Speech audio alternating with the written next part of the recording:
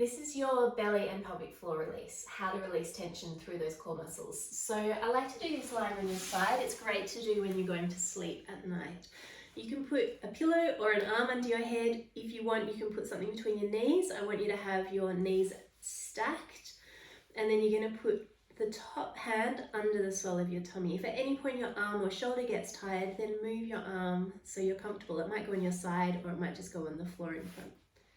But let's start with it under the swell of your tummy. You can close your eyes for this if you would like to. You're going to feel the light pressure of your hand on your belly. And then as you breathe in, I want you to breathe to where your hand is. So as you breathe in, can you feel your tummy muscles releasing and relaxing? And then as you breathe out, can you feel your tummy muscles releasing and relaxing a little bit more? This can be surprisingly difficult. So if you're finding it's difficult to let the tummy relax, that's okay. We'll just keep trying. So take it again. So I want you to breathe down into where you can feel your hand on your belly. You breathe in.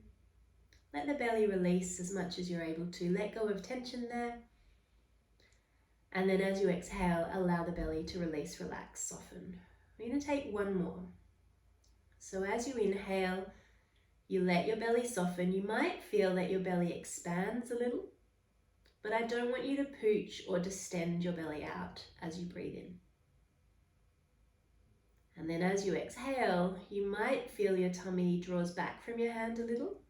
That's okay, but I don't want you to actively contract your abs.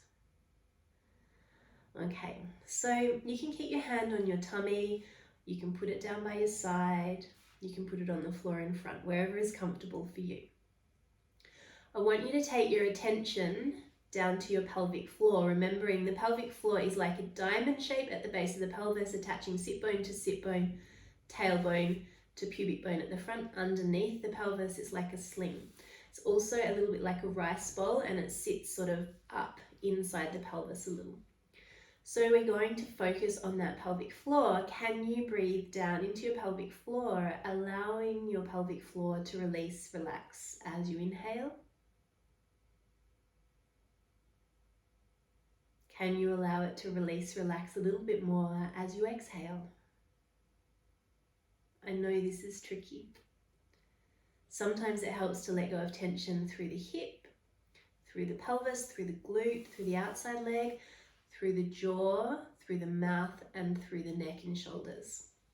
Because these areas all affect the pelvic floor too. Let's take 2 more breaths.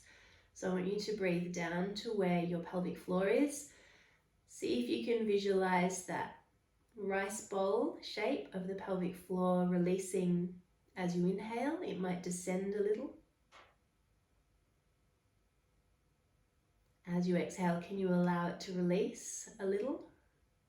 It might come back up a little, but not because you're actively drawing it up. It's just because it's responding to the breath pattern. We're going to take one more. Remember that when you go to the toilet to have a wee, you are always relaxing your pelvic floor. So you sit down on the toilet, and then as the wee comes out, you have to relax your pelvic floor to let the wee come out. So you do know how to do this.